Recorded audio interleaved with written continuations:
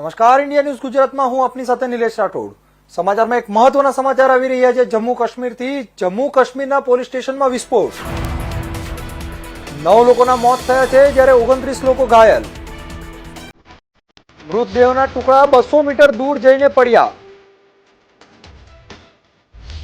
મહત્વના સમાચાર જાણીએ. તપાસ દરમિયાન વિસ્ફોટક ફાટ્યો હતો. જમ્મુ કાશ્મીરના પોલીસ સ્ટેશનમાં ભયંકર વિસ્ફોટ થયો છે, જેમાં 9 લોકોના મોત થયા છે જ્યારે 29 લોકો ઘાયલ થયા છે.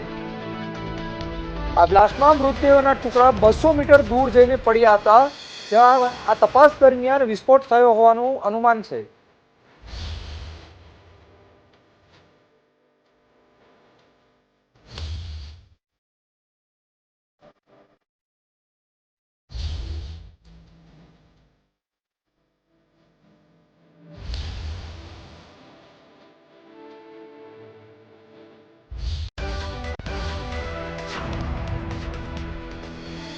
સમાચારમાં આગળ વાત કરીએ. અમરેલીથી એક મહત્વના સમાચાર આવી રહ્યા છે.